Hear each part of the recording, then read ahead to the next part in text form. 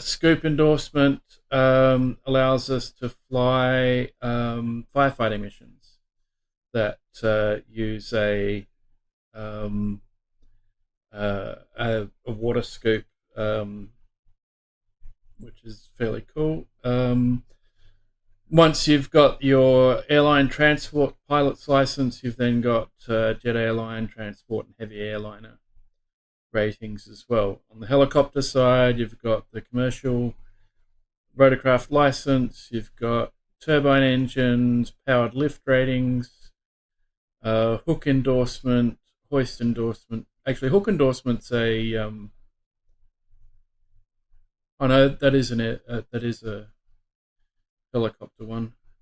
Um, Hoist endorsement for search it and rescue, but also construction applications, and airline transport pilot license allows heavy lift and airliner rotorcraft. So pretty broad range of things there. And we've also got specializations, which you unlock throughout the game, which allow you to run certain types of the specializations unlock mission types, basically. So I could be doing cargo transport light if I had had unlocked an area where that is available. Skydiving aviation is another one. I've actually done the commercial pilot license, airplane missions with C or above, and landing smoothness above 50%, and level 8. So you can see my character level is currently 26. My reputation's between C and B. I reckon that's a bit rough because I did have it almost out of B, I had it into B, but there's a bug in the aircraft that I flew the last mission in, and it docked me a stack of reputation for the bugs, which I had no control over.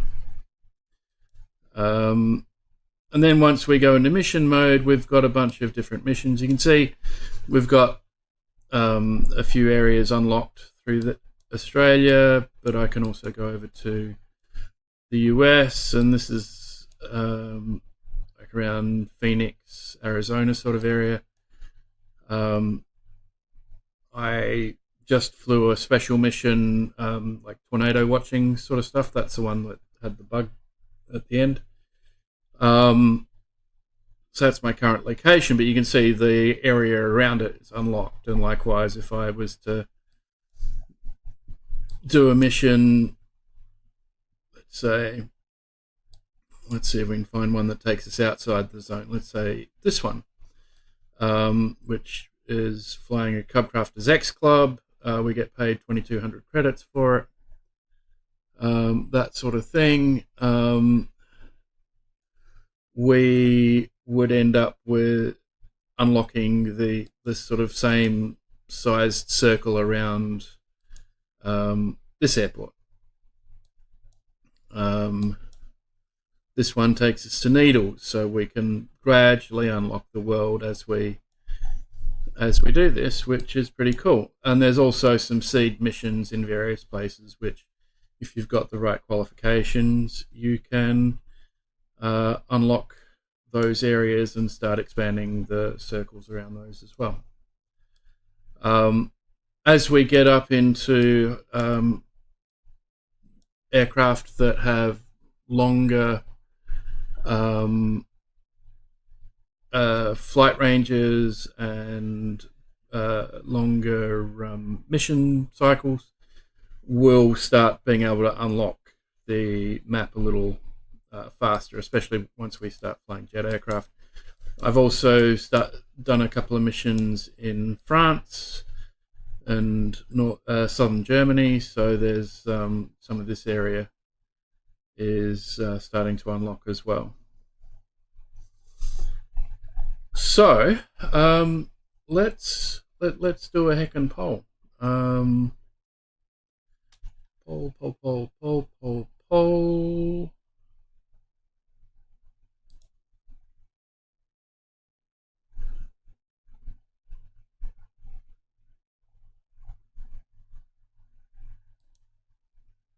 There we go.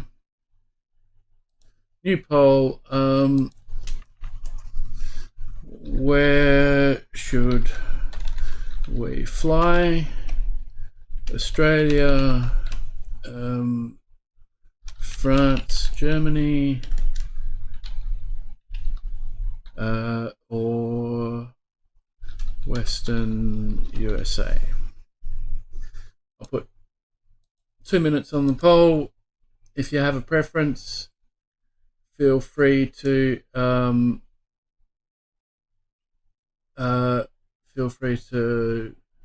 click and express your preference. If you have no preference, I will probably continue unlocking areas in Australia. As you can see, I've already done a decent job of unlocking quite a few different spots around South Australia and Victoria and New South Wales. Ferry flights are basically where we pick up an aircraft and fly it to a place, and then we get paid for it. Some of the first flight missions are a bit more straightforward. You just fly a takeoff, fly to a scenic area, do a loop around at a certain altitude and speed to allow for photography and that sort of thing, and then get back on the ground safely, usually with a couple of passengers on board. There are other modes, actually. Let me just show you the other modes. We can go back to the main menu here, and you'll see that we've got free flight, marketplace lets us see what aircraft and airports and all that sort of thing we can get upgrades for. Challenge League, I'm not too sure about what that is. I suspect that's probably like group flying with particular objectives. There might be some. We've got no particular preferences, so let's go do some flying in South Australia. There's also activities. So you can see there's rally races, flight training, low altitude, landing challenges, Red Bull Air Race, National Championship Air Races. We haven't unlocked these yet. They're actually not in the game yet, so that would be why. And discovery flights and custom content that third-party people provide. World Photographer gives us opportunities to go photograph various sites and so on.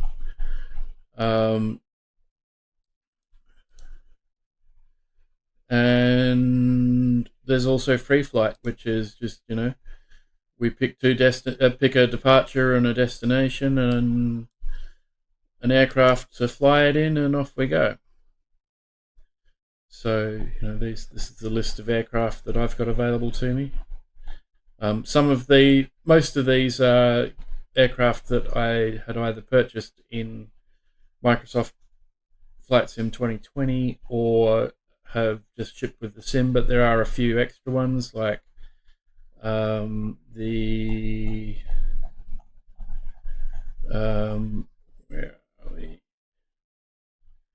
The Embraer virtual coal aircraft, which I have specific. I've actually bought that content, and there's some other ones that are side loads that we can play with like the A300 from A340 from LVFR, A330 from Microsoft Unibuild. That was one I paid extra for, and so on. And yeah, there's some other LVFR ones as well.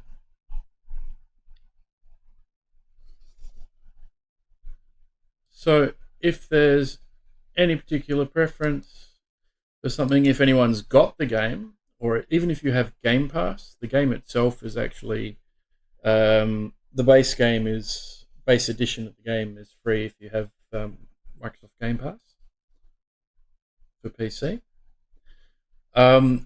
You do need a fat internet pipe to be able to play this game, though, because as you can see, um, the graphics are pretty detailed. Like even in the map mode, I can zoom in and you can see we're getting pretty good quality photo uh, overhead photography.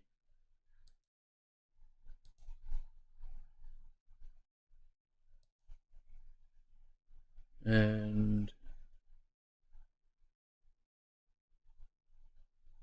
delivering an aircraft to Rainbow, that's the one we were going to do.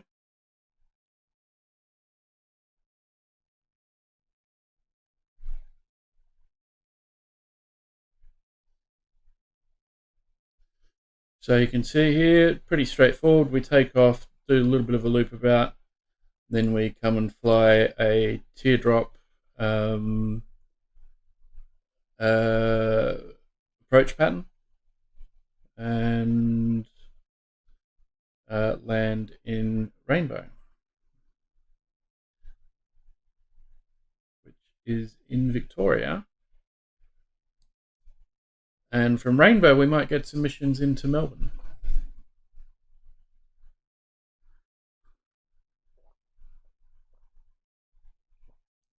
So this one's a Beechcraft G36. Very nice aircraft to fly. Very straightforward. Has a good autopilot.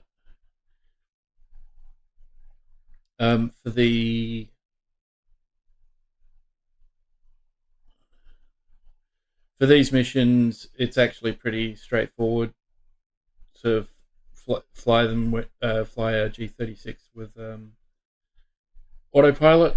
The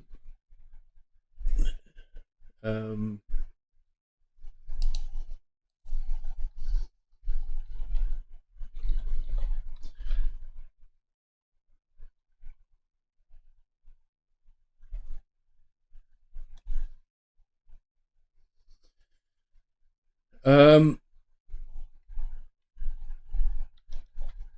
the what was I saying?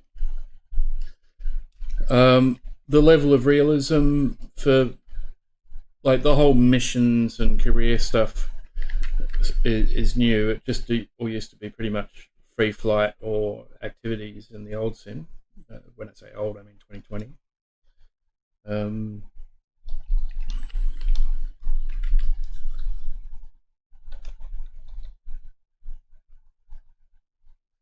um,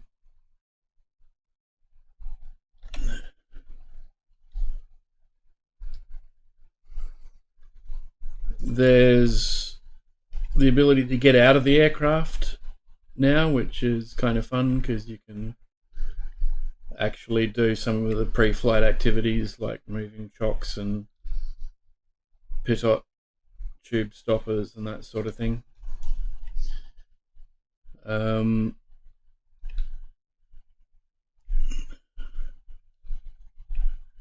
We can check our flaps. We can check our ailerons. This aircraft falls into the higher power category.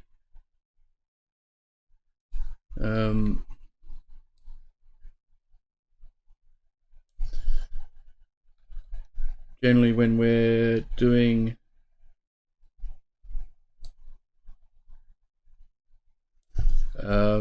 pre-flight checks, we want to make sure that the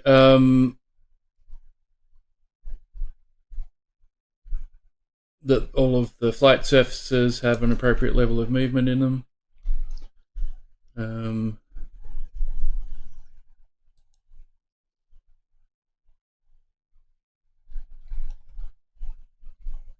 And now we can get in. We can skip the startup procedures, but I quite actually enjoy doing them.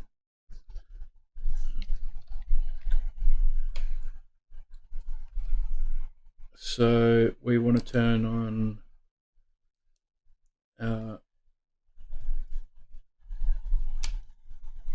master battery 1 and 2, alternator. We want to get our magnetos primed.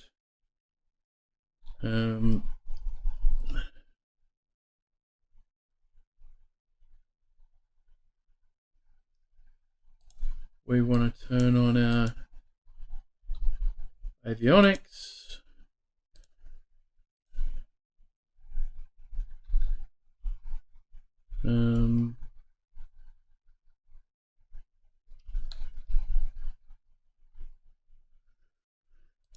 We usually use our fuel pump when starting up, or in real life we would, because it gives a little extra boost to our power output. Strobe, beacon, nav, flood and panel lights. We've got our park brake here. We'll turn that off in a sec. And for right now, we're going to turn on our taxi and landing lights. And then we're going to effectively turn the key on this. Normally we will have our prop full and our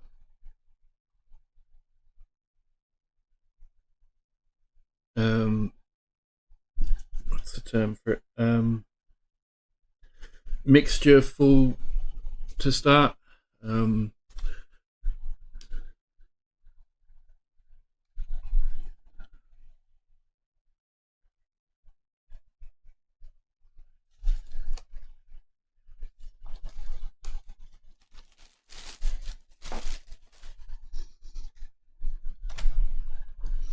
Damn it. I'm going to restart this because I keep forgetting that this plane, for some reason in the sim, doesn't start with the park brake on. So you turn the engine on and it just races off into the distance, which is not so good.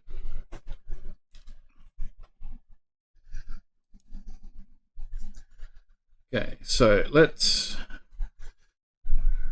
Now, this time I think we're going to skip to taxi.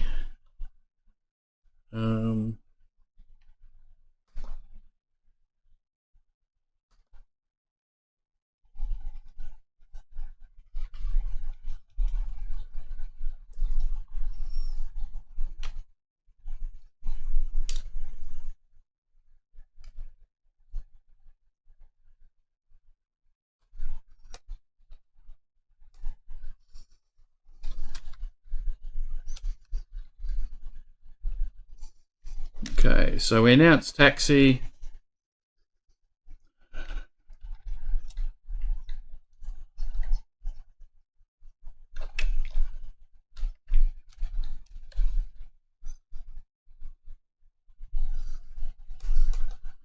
pull this back a little. We'll drop our propeller pitch back a little for taxi.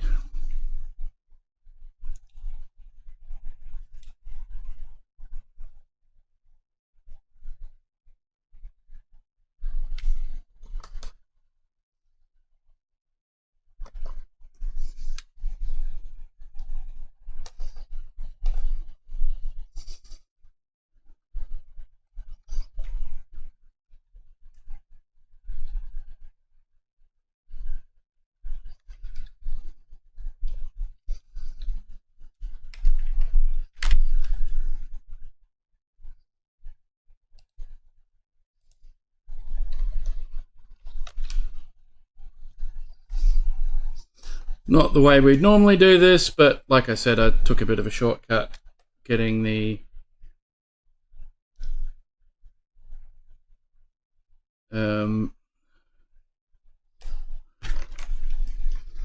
getting things started.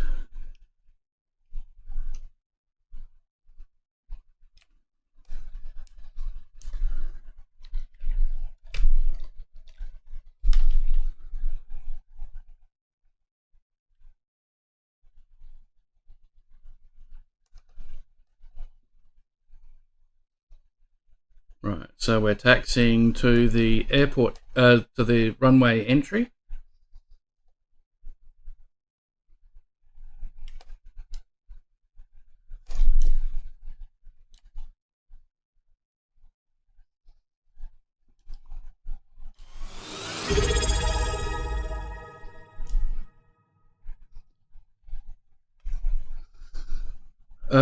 Something just happened, and I don't know what it was because...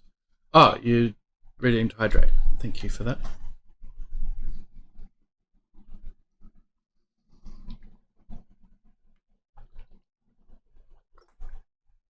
Thank you.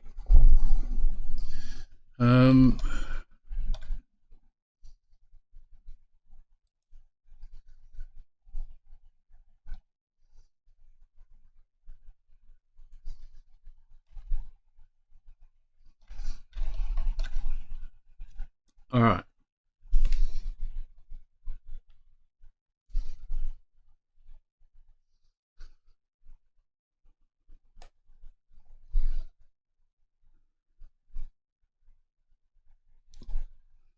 So we're going to stop at the hold short point.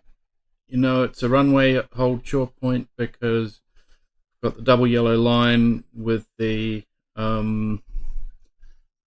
double dashed lines above it.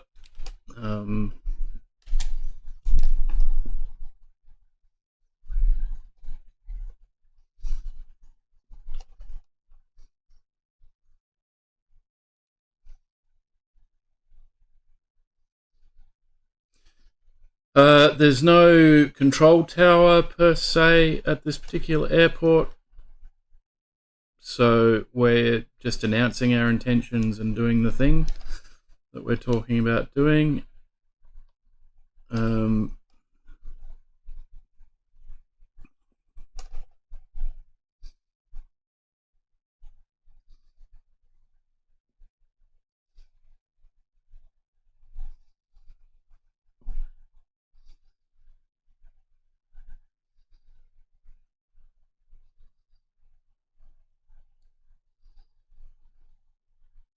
For the record, I have actually driven through this town. There's not a lot to it. It's mostly a location for grain growing and fruit orchards. A lot of fruit orchards in the Sunraysia district. Okay.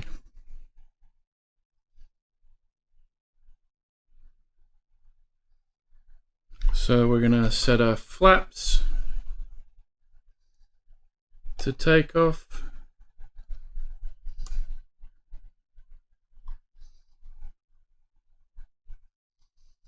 And off we go.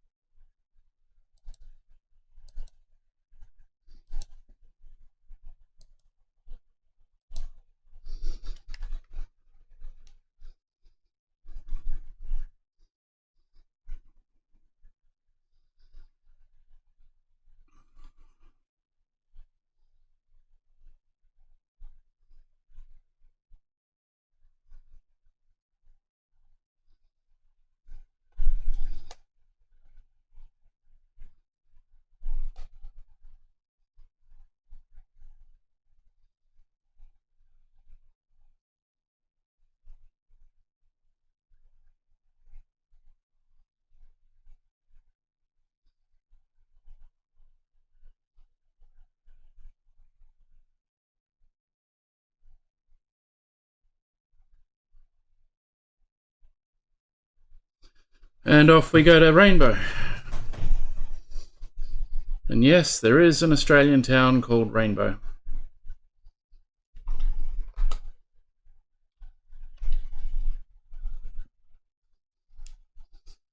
Landing gear and flaps retracted.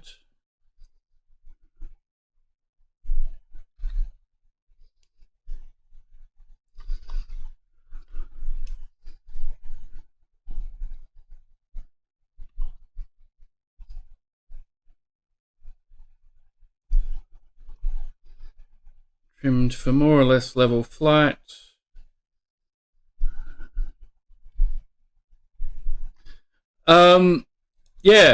Garmin actually make they make flight computers and avionics systems for aircraft, which is kind of cool. So a lot of their exercise gear, which has sort of built-in GPS integration, actually has benefited from the legacy that they had in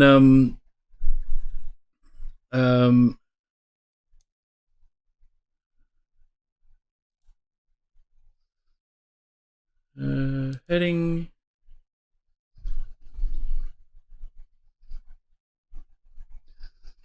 We're going to set our